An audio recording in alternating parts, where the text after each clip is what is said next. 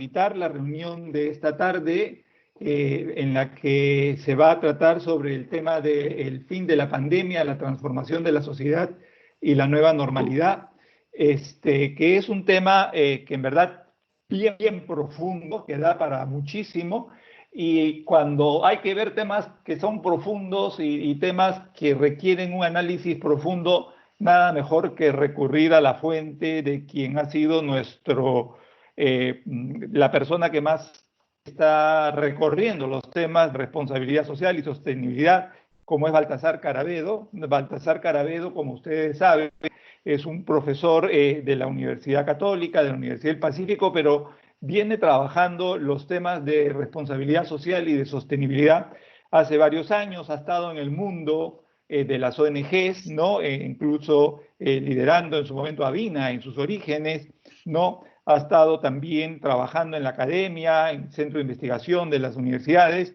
ha sido consultor y es consultor de empresas, y por tanto es un conocedor de estos temas, y además en los últimos tiempos Baltasar está promoviendo el análisis de lo que denomina el tema de la energía social, ¿no? Que es un tema bastante complejo al inicio, de una vez que uno lo escucha a Baltasar van a entender la potencia que tiene, cómo la energía social es lo que va a mover nuestra sociedad. Baltasar va a tener una presentación de aproximadamente unos 20 minutos y va a estar luego Jorge Cayó como su comentarista. Jorge Cayó es fundador de la Sociedad Peruana de Derecho Ambiental, es una persona muy reconocida también por su trayectoria vinculada a los temas ambientales, y es desde no hace mucho también presidente de Sistemas B Perú, que es precisamente un sistema de una mirada empresarial donde se viene, como viene ocurriendo en todas partes, una especie de revisión de la lógica empresarial, una revisión de la lógica capitalista, y que nos va también a participar en esta reflexión, con quien también vamos a conversar. Ustedes van a hacer preguntas, ¿no? La última media hora de preguntas de ustedes, y eso es un poco lo que vamos a hacer ahora, ¿no? Entonces, ustedes tienen allí un espacio en el chat para hacer las preguntas que quieran, y durante las presentaciones vamos preparándolas y luego vamos a abrir a estas preguntas. Sin más, entonces, lo dejo con Baltasar Carabedo. Buenas noches, para mí es un gusto, muchísimas gracias. Voy a tratar de ser lo más sintético que pueda. Es un tema complejo el que yo quiero presentar, pero de todas maneras voy a hacer un esfuerzo para hacerlo más sencillo y vamos a ver cómo resulta, ¿no? La siguiente, por favor. No sé, Mario, creo que tú estás ahí a cargo ya. Las preguntas que están orientando esta reflexión, porque de eso se trata, compartir una reflexión, van a ser básicamente estas que estoy presentando. ¿Cómo se transformaría la sociedad humana y sus organizaciones actuales después de la pandemia? Y la otra pregunta, que está compuesta de dos partes, es ¿cómo podría transformarse el sistema de la sociedad peruana? ¿Y qué es posible hacer? Mario, la siguiente, por favor. Ya, primero tengo que presentarles a ustedes mi perspectiva, que es una de sistemas complejos para comprender el proceso de transformación. Todo sistema vivo, o sea, no solamente los seres humanos, sino también todo organismo vivo, está compuesto por una gran cantidad, variedad inmensa de componentes, en el caso de los sistemas humanos de sujetos, que se podían visualizar como el dibujo que presento en la pantalla. Inicialmente éramos menos vinculados, pero luego esto se fue haciendo cada vez más complejo, y en la última parte de este dibujo uno puede ver casi una nube en la que uno ni siquiera podría distinguir dónde se encuentran exactamente cada uno de los sujetos que hacen al vínculo. Todos estos sujetos o componentes están vinculados, o sea, tienen relación, generan vínculos de diferente naturaleza, algunos son efímeros, otros son de mayor profundidad y tiempo, pero digamos, el proceso de evolución de la humanidad es un proceso de transformación de una entidad que tenía antes una constitución, una configuración más elemental, a una constitución tan compleja como la de esa nube que se presenta al final de esta pantalla. El siguiente, por favor, Mario. Cada uno de los componentes, de los puntitos que hay en la pantalla que les he presentado, tiene, en el caso de los sistemas humanos, una conexión que hace factible que todas las dimensiones se puedan articular rápidamente. O sea, la mente y el lenguaje, que son los promotores, digamos, de la acción, se comunican a través de diversas dimensiones, y estas dimensiones, a su vez, con las modificaciones que se producen en ellas por iniciativa de los mismos seres humanos, provocan al mismo tiempo modificaciones en la comunicación, en el lenguaje, en la mente, en la acción. De modo tal que es este dibujo uno que nos transmite esta dinámica, digamos, desequilibrada, porque lo es así, pero en permanente relación y perturbándose continuamente. Mario, por favor. Entonces, estos sistemas o estas entidades grandes, complejas, para poder identificar cómo se transforman, voy a mencionar muy brevemente que podríamos identificar, esto es una simplificación, de movimientos que se despliegan en diferentes, vamos a decir, dimensiones, con diferentes temporalidades, con diferentes ritmos. Vamos a identificar un movimiento que le vamos a llamar estructural, por conveniencia nomás, que estaría constituido por población, la energía que se usa, la conectividad que se suele realizar y el tipo de organización que da pie o sustento a las personas, a los individuos que hacen parte del sistema o de los sistemas. SH1, como ven en la figura, y SH2 implica simplemente el mismo sistema, pero modificado. O sea, con la modificación de la población, hoy día somos casi 8.000 millones de personas, al comenzar el siglo XX éramos 1.800 millones de personas aproximadamente, hemos pegado un crecimiento espectacular que ha modificado todo lo que viene a continuación en esta imagen. Población, cambia energía, conectividad y organización. Por favor, Mario. Hay un segundo nivel, son como capas geológicas, digamos, ¿no? Hay una primera que he dicho es lo que sería el movimiento estructural, pero hay una segunda que es el reacomodo de la lógica organizacional. Todas las lógicas que nosotros, digamos, desplegamos en la política, en la economía, en la sociedad, en la cultura, en el ambiente, en la tecnología, en el intercambio comercial, etcétera, han provocado, ya esto ya mucho más aterrizado, debilidad de los estados nacionales en los últimos tiempos, específicamente en los últimos 10 años. La globalización que hemos experimentado es una globalización privada. Ha predominado el uso del criterio de valorar en la dimensión económica todo lo que ocurre en la interacción en la sociedad. Se ha gestado una concentración de riqueza, se ha privilegiado el interés propio y se ha debilitado la idea o noción de bien común, y también se han debilitado, obviamente, los recursos, el sentido mismo de la vida misma, la biosfera. Mario, por favor. Entonces, como producto de estas capas geológicas, a modo de simplemente ilustración, se ha generado una dinámica turbulenta, que es la que también estoy mostrando aquí en la pantalla, que lo que trata de mostrar es que en este movimiento de diferentes dimensiones y lógicas, en tiempos distintos, estas líneas rojas abajo en la pantalla, en el dibujo, van dando cuenta de la velocidad, el ritmo y la velocidad de cada uno de estos movimientos en diferentes capas. Y esto, en concreto, y también simplificándolo, lo que ha generado es un resultado de pobreza y desigualdad, de cambio climático, de epidemias recurrentes, de migración muchas veces desesperada, de conflictos sociales y de violencia.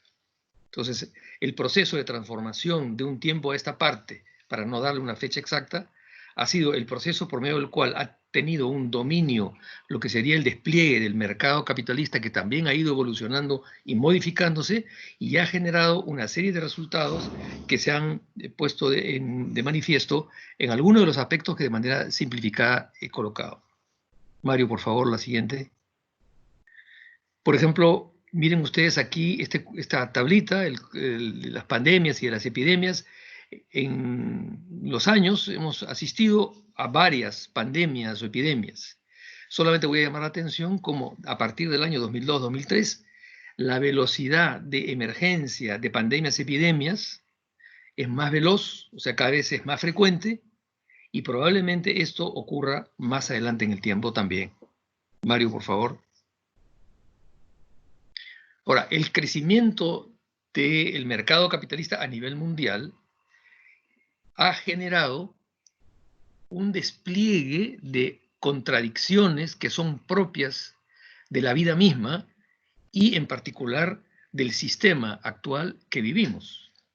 Por un lado, crecimiento y pobreza, por otro lado, por un lado crecimiento y progreso y por otro lado pobreza y hambre, desigualdad y derechos humanos, producción limpia, cambio climático, libertad de expresión, control de medios, corrupción, representación política, robotización, trabajo humano. Es decir, las propuestas que han habido para eventualmente manejar las contradicciones que eran más o menos evidentes han tendido generando una contradicción que se ha ido sumando, aglomerando, multiplicando, y que de pronto, frente a un hecho que aparentemente provenía de un ser que ni siquiera es un ser vivo, ha generado una modificación sustantiva que se ha convertido algo así como en una bomba.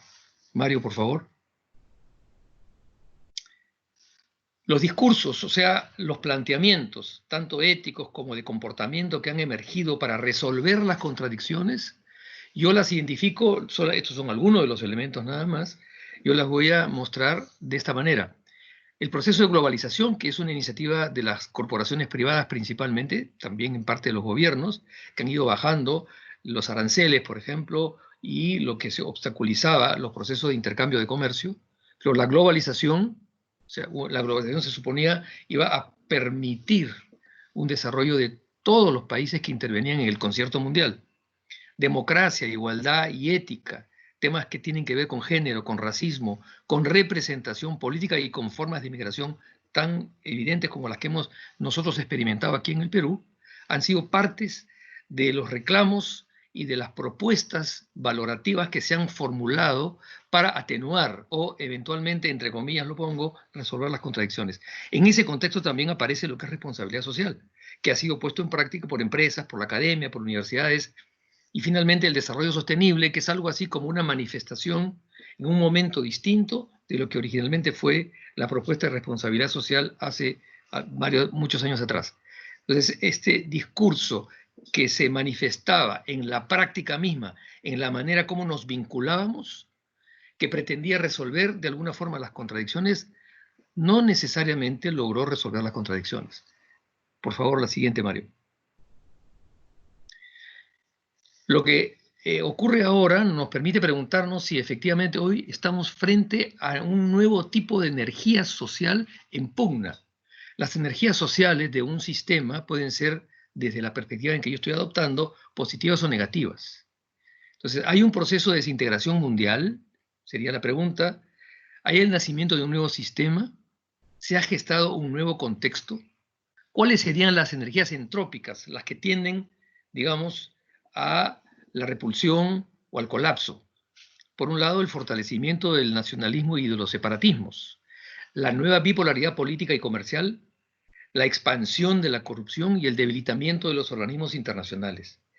Pero las energías de cohesión que todavía sostienen este universo que está en este proceso de transición y que no sabemos finalmente a dónde va a llegar, mantiene una ruta de conectividad, ¿verdad?, que tiene que ver con la expansión de la conciencia global y con el sentido urgente que va emergiendo cada vez más, como ha ocurrido con la ciudad de Ámsterdam, por ejemplo, o en Suecia, de destacar el aspecto local y hablar ahora, en lugar de globalización, de localización. Lo hace por lo menos Rifkin en unas presentaciones que ha hecho ahora más recientemente.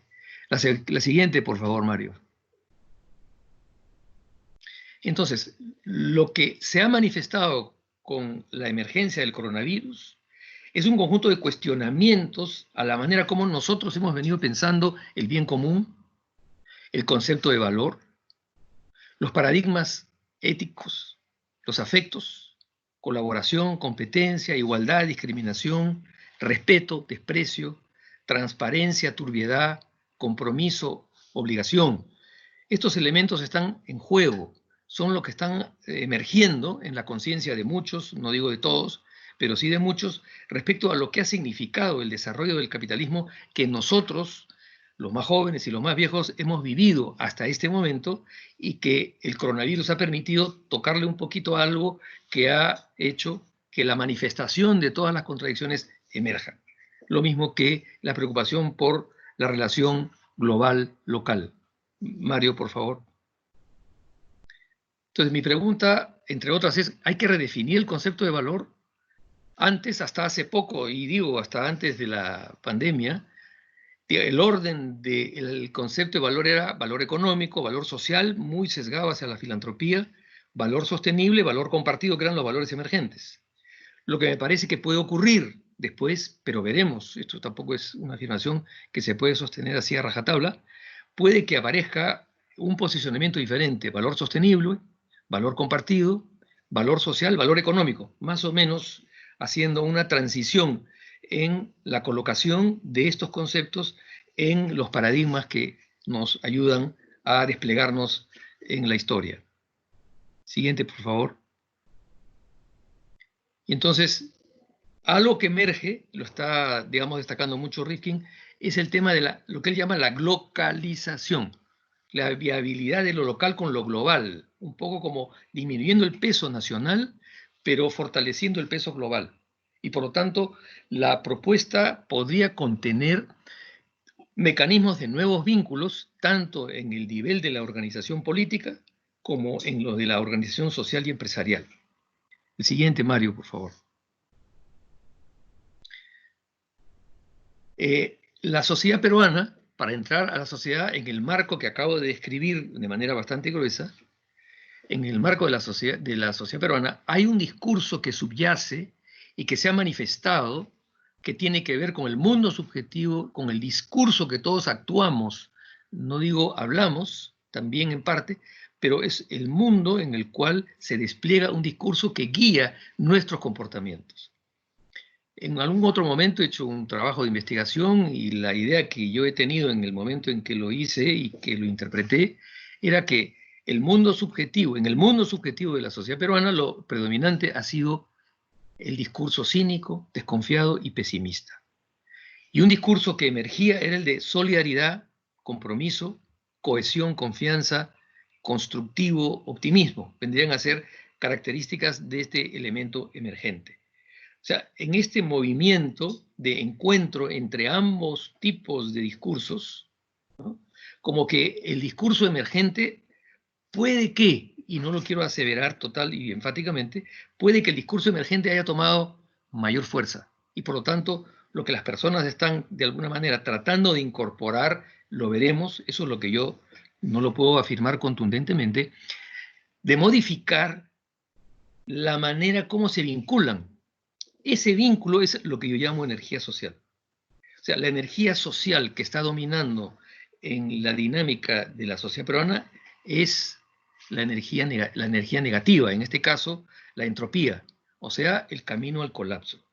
¿Podemos revertir ese camino, esa ruta hacia el colapso?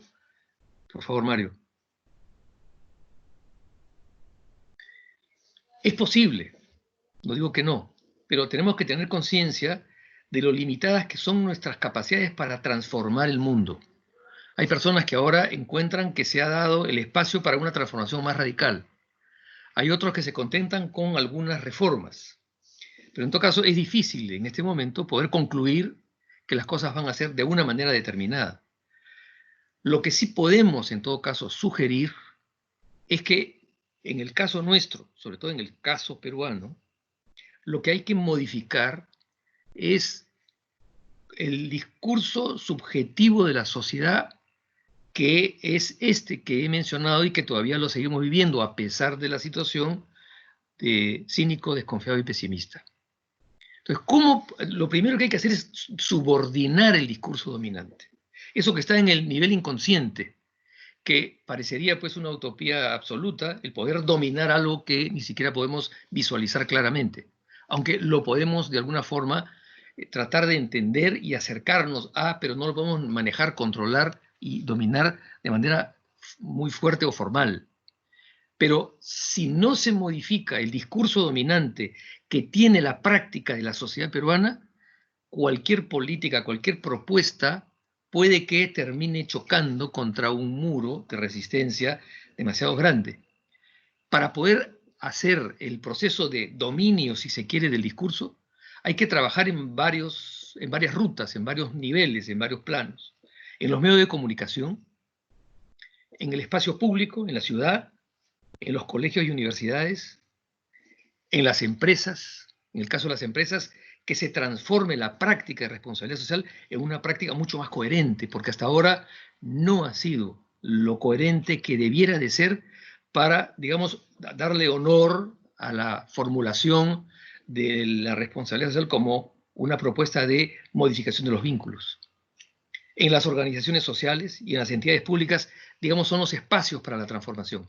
Esto implica que el trabajo es inmenso y que el trabajo no solamente corresponde al Estado, tampoco es una actividad que le corresponde exclusivamente a las empresas haciendo su despliegue de responsabilidad social o a las organizaciones haciendo lo mismo, haciendo un despliegue de responsabilidad social, sino que depende del conjunto de la sociedad. Entonces, hay que organizar a la sociedad para que tome conciencia del discurso del cual son prisioneros, cosa que no es fácil, es sumamente difícil, y poder alterar a través de la emergencia de nuevas prácticas y no solamente de nuevos discursos verbales o escritos, para que se pueda generar un espacio de transformación. Siguiente, Mario, por favor.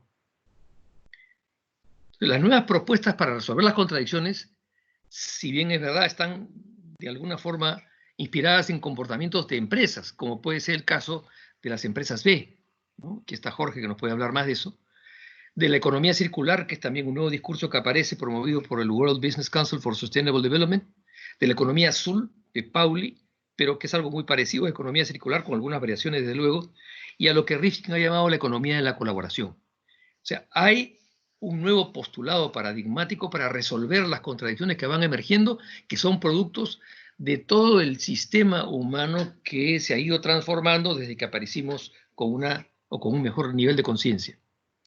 Por favor, Mario. Entonces, esto implica que las organizaciones de la sociedad puedan adquirir y poner en práctica nuevos comportamientos. Pero para hacerlo, y ya lo he mencionado, se requiere modificar los paradigmas inconscientes y el comportamiento ciudadano. Se requiere establecer nuevas dinámicas de vínculos. Si la salud de todo el universo en el cual nos desplegamos está de por medio, no podemos contradecir con nuestra práctica, con nuestra acción, lo que se nos propone como producto además de una investigación científica, remontarlas sin tomar en cuenta las advertencias que nos proponen. Para mí, debiera de generalizarse una mirada de sistema para que el concepto de valor sistema que lo he presentado en otra transparencia pueda tener mayor importancia en el proceso de enseñanza, no voy a decir de educación, que ya eso implica algo mayor, porque la mirada de sistema nos va a permitir identificar cómo es que se dan las relaciones entre los componentes del sistema humano, en el caso de la sociedad peruana, y cómo es que si tenemos una visión de sistema, podemos establecer cuál es el patrón reproductivo de ese sistema y atenuarlo a través de perturbaciones que podemos hacer con, allí sí, políticas e iniciativas variadas, ¿no? Entonces hay que crear nuevos vínculos. Y en esos vínculos, lo que, digamos, sería el objetivo más importante es, voy a mencionar estas palabras, reconocimiento, colaboración y paz. Tenemos que reconocernos entre nosotros, tenemos que colaborar entre nosotros y tenemos que generar con una tolerancia generosa, ¿no?, la forma como nos relacionamos para que podamos efectivamente hacer el proceso de transformación de la sociedad cuya forma final no sabemos cuál será. Creo que aquí se acaba. Dejo allí nomás la presentación con estas ideas y a la espera, en todo caso, de los comentarios de Jorge y de los que nuestro moderador finalmente decida. Muchas gracias, Baltaco, y te agradezco muchísimo el rigor con que has manejado el tiempo. Ha sido exactamente los 20 minutos estimados, ¿no? Y ahora, y la verdad que más adelante nos gustaría escuchar un poquito más sobre el tema de energía social y cómo lo podemos vincular con los temas de estos de ciudadanía, a propósito de esto del discurso predominante y el discurso emergente. O sea, cómo podemos aterrizar esto a este espacio que estamos viviendo actualmente en el país a propósito de la cuarentena. Entonces, dejamos el espacio para el comentario de Jorge Cayo, que como decíamos es el fundador de la Sociedad Peruana de Derecho Ambiental y presidente del Sistema B en el Perú. Jorge, por favor, no sé si puedes prender tu cámara también.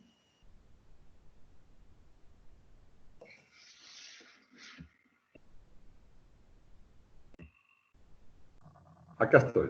Gracias. Gracias, Jorge. Gracias por la invitación. Es muy gratificante poder participar otra vez con Baltaco en un diálogo.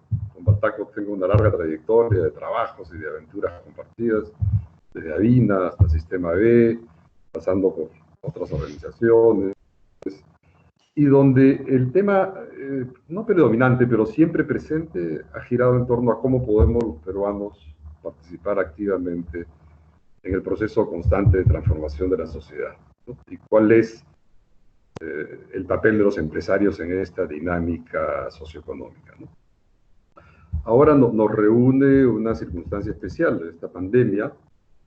Yo quiero comenzar señalando y subrayando el hecho de que esta pandemia se genera a partir de las conexiones que tenemos los organismos vivos por ser parte del complejo sistema de sistemas del que habla Baltaco. Es decir, se trata de una crisis sistémica más amplia que junto a la crisis climática y a la pérdida de la biodiversidad, creo, son resultados de la forma en que la especie humana ha interactuado con la naturaleza. Esta idea no es solamente una constatación teórica o una pretensión teórica, sino creemos que, por sobre todas las cosas, este virus COVID-19 revela la interdependencia entre naciones y ecosistemas y la fragilidad a la que está expuesta la comunidad global. Como decía Baltaco, muy probablemente enfrentaremos nuevas pandemias, hasta tanto generemos sistemas de contención capaces de prevenirlas y, en su caso, nos permitan responder rápida y solidariamente como una comunidad global interdependiente. No estamos viviendo eso. La interdependencia sabemos que es un hecho, pero nuestra reacción ha sido, no, vamos a defender lo nuestro, y se ha presentado una guerra enorme en el mercado para ver, ¿no?, quién se salva primero, ¿no?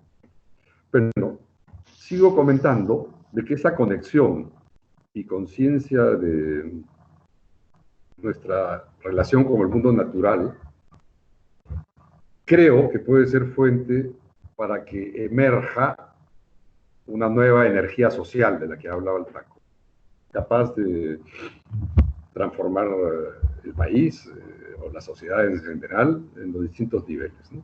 Local, regional, y nacional, global. La pregunta es cómo aterrizamos el tema y cómo lo vamos a manejar los peruanos, cómo lo aterrizamos en el Perú. Y yo quisiera tratar de responder o de comentar y dialogar con todos en qué podemos hacer desde las empresas para reconectarnos, ¿no? Yo comenzaría con el comentario de Baltaco, asociado a este mundo subjetivo y discurso subyacente de los peruanos, donde predomina el comportamiento cínico, desconfiado, pesimista, lo vemos mucho en las redes, ¿no? Y en el sector empresario, probablemente creo porque no hemos desarrollado una cultura política. Hemos sido más espectadores y demandantes, ¿no? Aunque siempre actores tras las bambalinas, pero que poco a poco ha ido cambiando, o esperamos sentir, o yo siento de alguna manera que está cambiando. Las nuevas generaciones de empresarios empiezan por la formación que han tenido y lo que han vivido, la experiencia que tienen, en un mundo globalizado y distinto, que empiezan a ver un poco más allá de la misma empresa, ¿no? Entonces,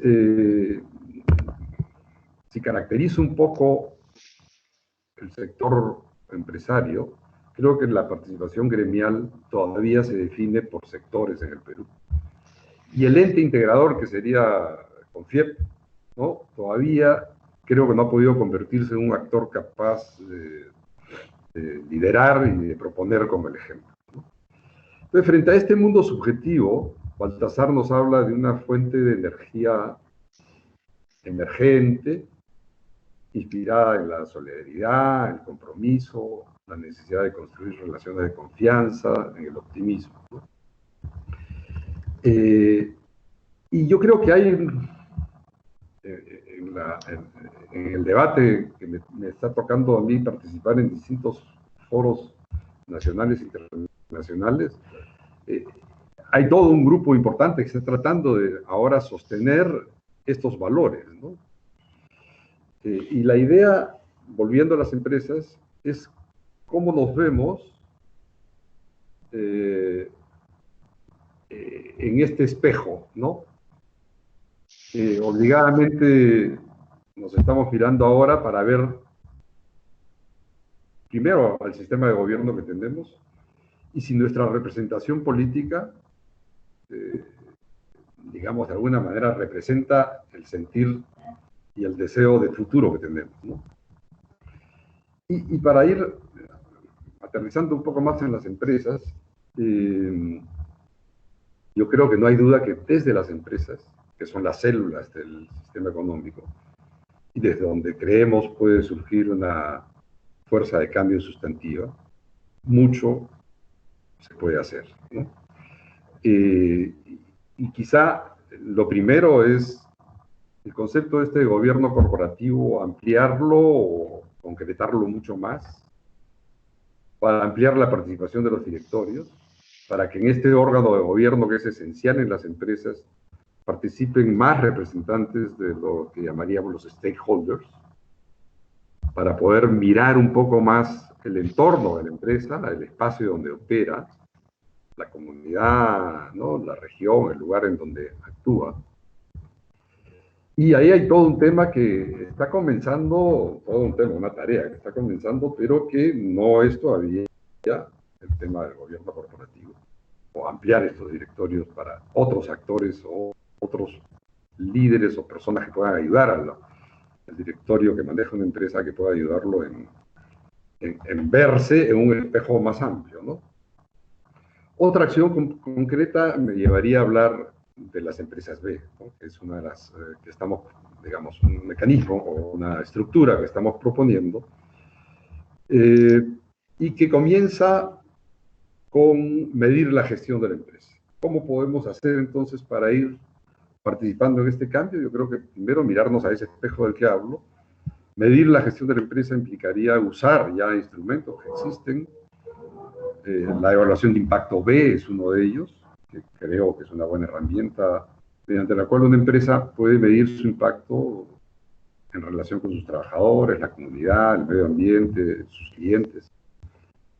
El mismo sistema B tiene unos programas como para ayudar a las empresas que se llaman, uno de ellos Mide lo que importa, otro El camino más B.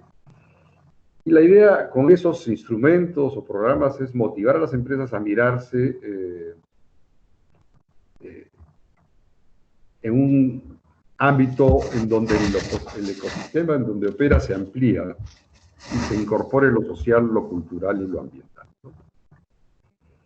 Y toda esta, digamos, movimiento B y otros tipos de iniciativas empresariales como la economía circular y lo que Rifkin habla ahora de la economía de la colaboración, en verdad es incipiente en el mundo, por ejemplo, en el mundo B, recién tenemos 3.300 empresas B en el mundo, en el Perú hay 32, hay muchas más que van a ir certificándose, pero lo interesante es que al mismo tiempo, y ya voy a ir acabando por los minutos que nos quedan, es que en la región de América Latina está surgiendo una iniciativa legal para darle identidad jurídica a las empresas con propósito o a las empresas de beneficio e interés colectivo, como las llamamos nosotros jurídicamente.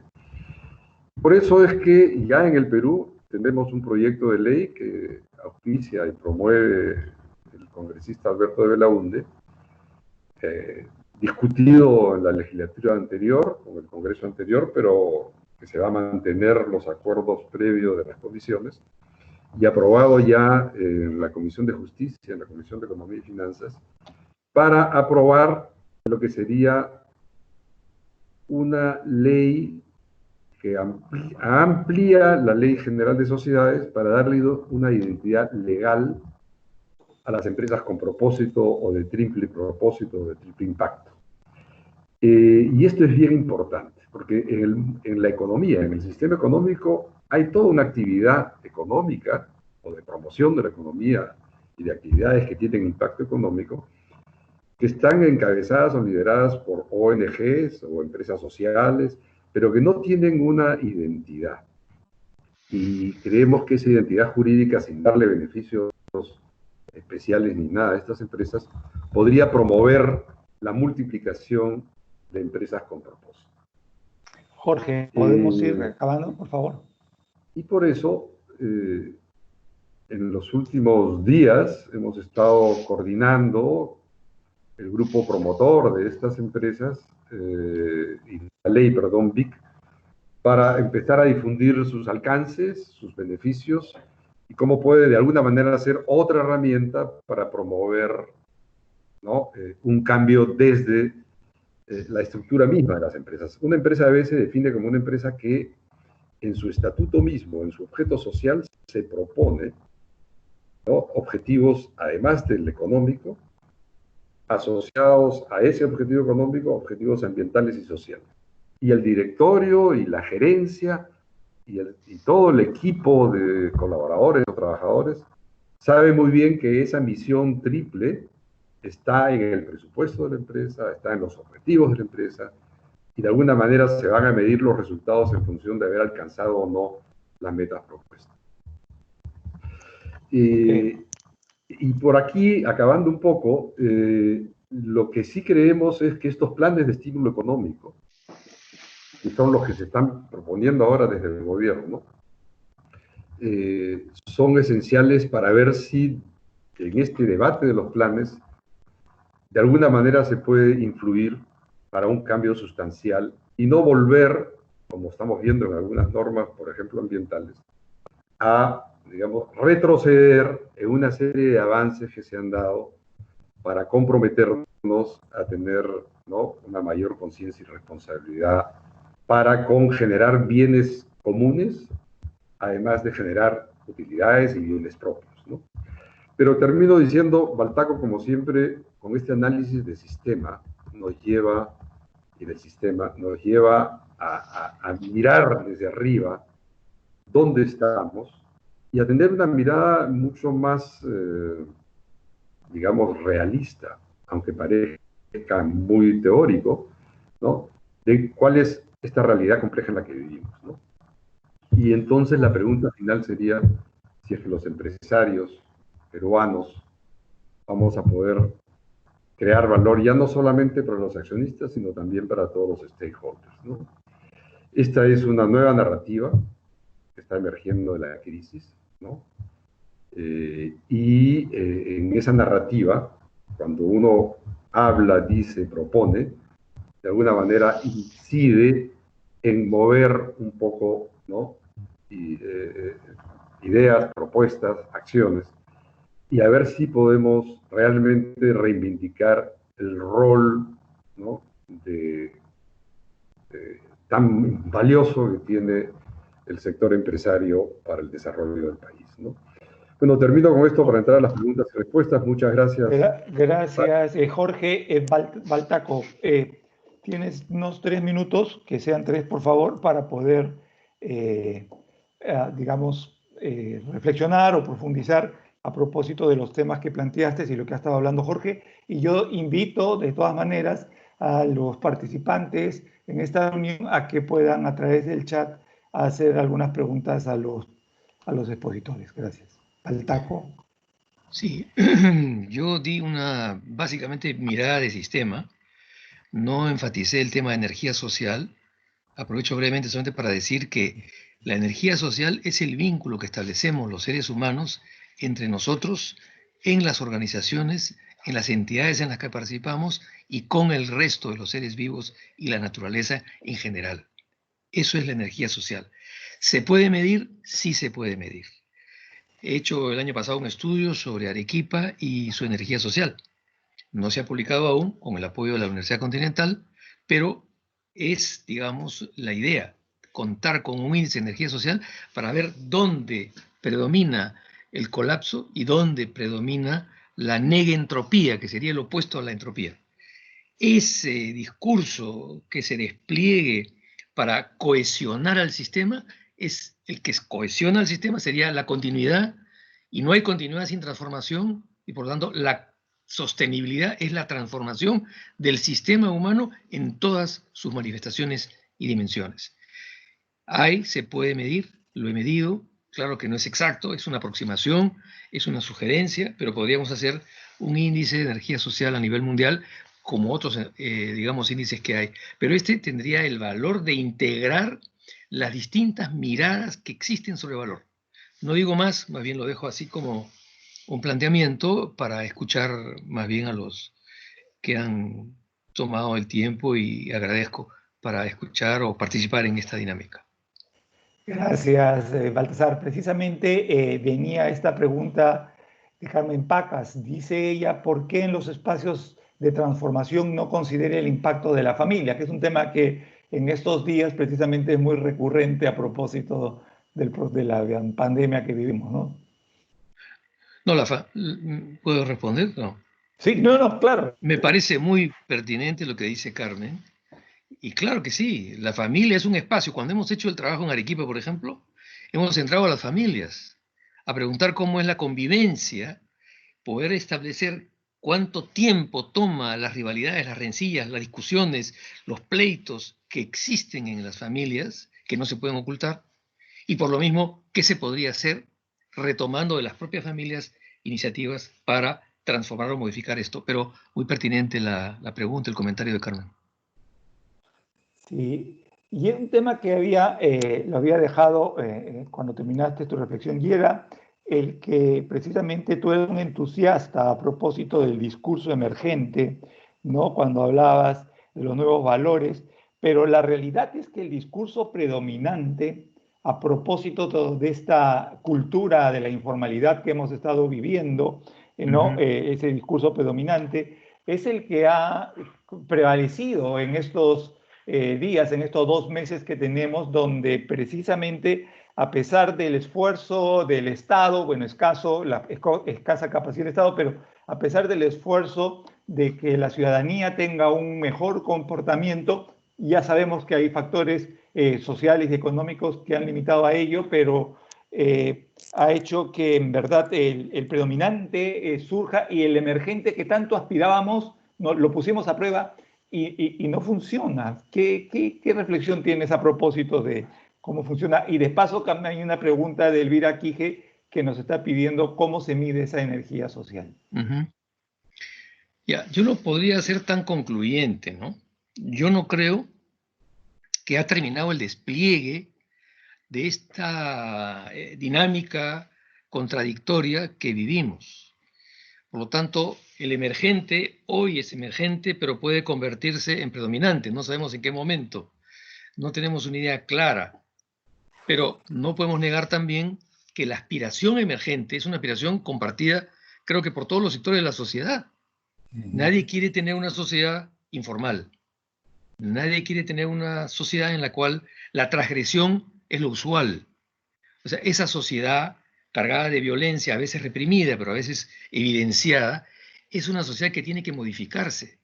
Entonces, las políticas o las propuestas brillantes que pueden darse sobre el papel no van a funcionar si no hacemos un esfuerzo para desmontar la lógica que reproduce el discurso predominante que aún todos tenemos, porque además nadie se salva. Nuestra identidad tiene que ver con ese discurso predominante. Quisiéramos cambiarlo, algunos hacemos un esfuerzo, no siempre con éxito, pero hacemos un esfuerzo para modificarlo, y por lo tanto, esto que se constituye en algo fundamental es también una aspiración que no se puede concretar, porque en ese universo inconsciente hay un paradigma que es el freno.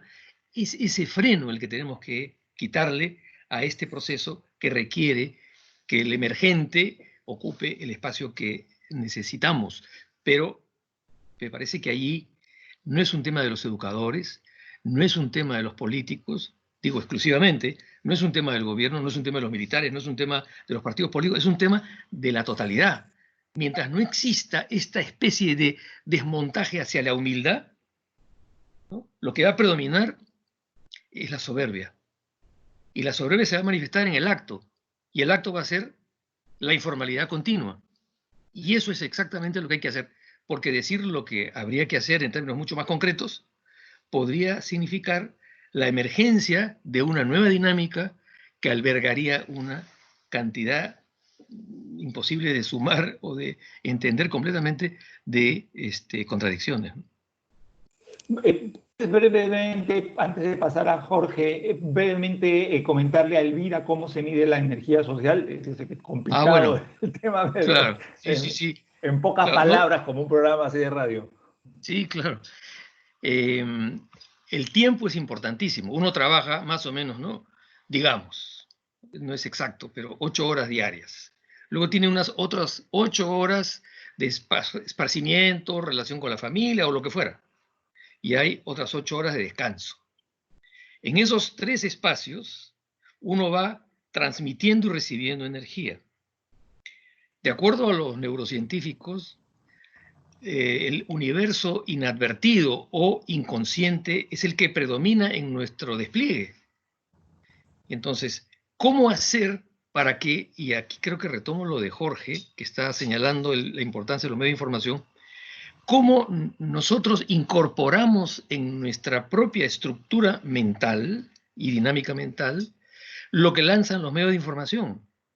O sea, estemos dormidos o despiertos, estemos prestando atención o no, lo que traen los medios de información es lo que nosotros vamos procesando, y lo procesamos con el paradigma que tenemos ahora, no con el paradigma que quisiéramos tener, pero que no lo logramos tener, sino con el que tenemos ahora. Y por lo tanto, la mirada que hacemos es una mirada que tiende finalmente a reproducirlo, todo lo que no queremos. Hay un neurólogo, un neurocientífico, Ramachandran, Vilanur Ramachandran, que habla de las neuronas espejo, refiriéndose a Rizzolatti, que es el que descubre las neuronas espejo, cómo las neuronas espejo en nuestro organismo han sido el factor de expansión de la cultura. Y por lo tanto, lo que vemos, sentimos, vivenciamos conjuntamente con otros es lo que hace factible que se reproduzca el patrón que queremos dominar, que queremos doblegar. Y si no tomamos conciencia de que ese es un elemento importante en la configuración de todo el sistema, nos va a ser muy complicado poder lograr, por ejemplo, el acuerdo nacional.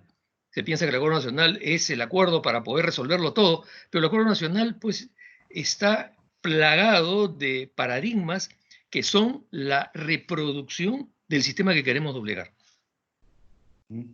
Gracias. Y perdón, creo que no llegué a responder lo de...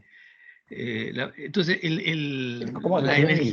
la energía social es el tiempo, y tengo que medir ahí, miren ustedes qué complicado, pero tengo que medir, se mide en kilovatios. No se puede medir ahora con un aparato, que eso yo creo que en el futuro se va a hacer posible, pero ahora es simplemente un ejercicio, digamos, aventurado, de señalar que los vínculos contienen la energía que se puede medir en kilovatios, inspirado en una propuesta que hace Eric Chason, que es un físico de la Universidad de Harvard, con quien felizmente he tenido alguna relación, una breve pero sí, útil información, para poder señalar ¿Cómo? Alterando, pero eso tiene que darse real para que todos lo puedan entender, que alterándose el patrón de vínculos, alteramos la energía social y evitamos el colapso. Si no, no lo vamos a evitar. Y por eso también estoy sugiriendo en un paper último que hice que el tema de la sostenibilidad no puede dejar de lado el concepto de energía social, porque el mundo no es solamente el medio ambiente. O sea, el centro no es solo el planeta. El centro es la humanidad. Y no hay humanidad sin otros seres vivos. Y no hay futuro sin humanidad. Y por lo tanto no hay planeta sin humanidad. Para que se dé la sostenibilidad, tenemos que incorporar una mirada que vea este espacio que es invisible para todos nosotros, que es el de la comunicación entre los seres humanos y los vínculos que establecen entre sí en diferentes tipos de organizaciones, en diferentes tipos de momentos, a diferentes ritmos y velocidades, pero que se puede objetivar para poder hacer un seguimiento e identificar el impacto que genera. Ok, gracias. Homework para la casa, en este caso. Jorge, pregunta Carmen Paca sobre el tema de la empresa familiar, que es todo un tema central aquí en nosotros los peruanos, y tu iniciativa legislativa, si está contemplado alguna fórmula, cuéntanos. Sí, yo soy un fan de las empresas familiares y creo que las empresas familiares, y muchas de ellas, son empresas que a lo largo del tiempo, sobre todo si pasan de una generación a otra y logran sobrevivir, son empresas que podríamos llamar empresas con un propósito. Y ahí es donde surgen muchas de estas, digamos, acciones que trascienden la generación de utilidades o sea, desde las empresas de las empresas familiares, pueden surgir una serie de iniciativas para transformar la comunidad en la que operan, ¿no? Las cadenas de empresas son las que han venido de alguna manera afectando enormemente el desarrollo de las empresas familiares. Es todo un tema enorme. Esta ley no las puede tocar porque no está diseñada. Una empresa familiar podría ser una empresa BIC o una empresa que se define como beneficio de interés colectivo. Lo único que tiene que hacer, no es lo único, pero lo que tendría que hacer es transformar su estatuto y toda su gobernanza para ser más transparente, para definir bien cuál es su propósito y para de alguna manera mantener, ¿no?, a lo largo del tiempo el legado que los fundadores o los accionistas de la familia definan. Pero imaginémonos a futuro el reconocimiento que podrían tener las empresas familiares en el Perú.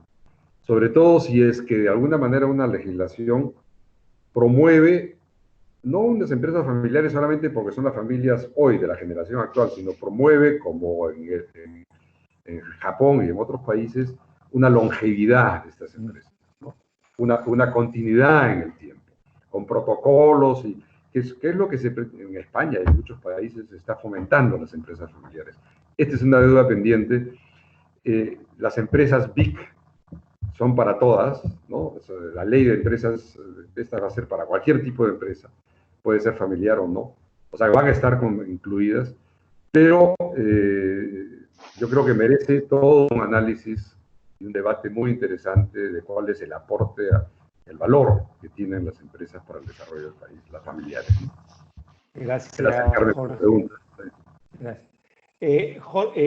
Baltaco, quizás esta es la última pregunta y luego hacemos un comentario final entre todos. A propósito de la tecnología y en especial los medios de comunicación, ¿son estos catalizadores de la transformación social? Bueno, has hablado de los medios de comunicación, sí, pero respecto al tema de la tecnología, ¿qué puedes mencionar? Bueno, lo hemos hablado antes del webinar, justo. Bueno, los medios de comunicación... Yo tengo una idea ahí. Espérate. Dale. Los medios de comunicación... Habla y luego tú, Jorge, claro. para mencionar. Los medios de comunicación transmiten la contradicción. O sea, la contradicción está siempre presente. O sea, pensar que no hay contradicción es una ilusión. Nosotros tendemos a pensar en general, ¿no? Y utilizar expresiones como lo que es bueno, lo que es correcto. ¿Qué es bueno? ¿Qué es correcto? Si no ves el sistema, no puedes establecer qué es lo correcto, salvo lo que a ti te conviene, o lo que tú crees que es bueno, o lo que te dice el paradigma inconsciente que llevas y con el cual te despliegas, actúas, ¿no? sea, los medios de comunicación, yo lo pondría de otra manera, pueden ser un elemento de transformación. No puedo asegurar que el solo hecho de que exista una tecnología, la tecnología es lo que hace, ¿no?, el sentido de la transformación. El sentido de la transformación lo vamos a hacer nosotros los humanos, o los peruanos en el caso del Perú. Entonces sí, claro que pueden, pero tenemos que ver de qué manera. Y esto es justamente lo complicado del asunto, pero hay que hacer el esfuerzo y pensar en la buena voluntad que puedan tener los directores de las mismas organizaciones, ¿no? Que tú querías apuntar algo. Yo quería tomar la pregunta para hacer esta reflexión. Es increíble que el Internet expresa tecnológicamente un poco muy claramente la realidad, la compleja realidad que ha descrito Baltaco cuando hablamos de sistemas complejos. ¿Qué cosa es el Internet si no es un gran sistema de comunicación y de conexión en donde todo el mundo participa y en donde se generan todas estas relaciones que pueden ser de todo tipo y que de alguna manera, digamos, describen los esquemas que Baltaco ha desarrollado en su presentación ahora? Y yo creo que cuando reconozcamos que el Internet es una expresión quizás subconsciente de cuáles son los sistemas de la vida y de los sistemas de la vida natural y de la vida social, o sea, la humanidad con el planeta, ¿no? Vamos a entender mucho más y vamos a comprender el valor de mantener esas conexiones y de cuidar, ¿no?, estos sistemas que de alguna manera sostienen, ¿no?, la vida en el planeta. Y aquí discuto un poco con Baltaco para acabar. Él dice que el centro debe ser la humanidad y no el planeta necesariamente. Yo creo que ahora tenemos que ver cómo interactuamos, porque es evidente que el planeta puede seguir sin la humanidad, ¿no? Es evidente que Sí, puede claro. quedar sin el planeta, pero obviamente el centro de nuestras preocupaciones son la preocupación ¿no?, del desarrollo humano, sin duda. Pero es importantísimo aprovechar el momento. Este virus que es como el Internet nos conecta a todos, ¿no?, pero ante una amenaza enorme, para entender cómo, ¿no?, la tecnología de alguna manera expresa una realidad que a veces no vemos en la vida cotidiana, ¿no? Genial, gracias. Bueno, nosotros habíamos señalado de que queríamos ser rigurosos. Ya sabemos que en en este nuevo espacio digital la hora es la hora, ¿no? Hay que ser rigurosos con la hora.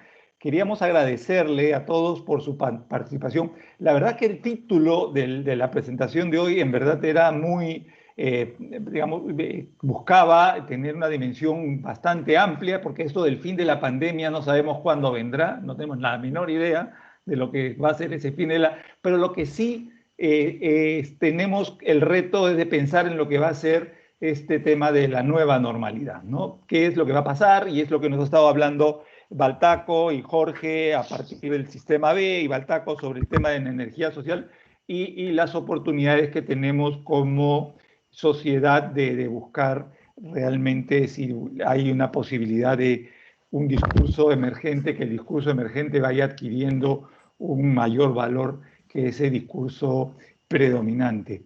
Este espacio que hemos tenido hoy ha sido promovido por el chat de Stakeholder. Ha sido es un producto, si se quiere, exclusivo para los miembros del chat, y Stakeholder lo que quiere es eso, darle más contenido, más análisis a este grupo, y así pueda, pues, sentirse un grupo mucho más integrado y con un nivel de conocimiento más profundo. Yo quisiera agradecer a Baltasar Carabedo y a Jorge Cayó por su participación, y a todos ustedes que nos han acompañado a lo largo de la sesión, agradecerles también, y nos estamos encontrando en una nueva oportunidad digital. Muchas gracias, Jorge, muchas gracias, Baltasar. Gracias. Luego, gracias, Jorge. Gracias. Gracias por la invitación. Gracias a todos ustedes por venir.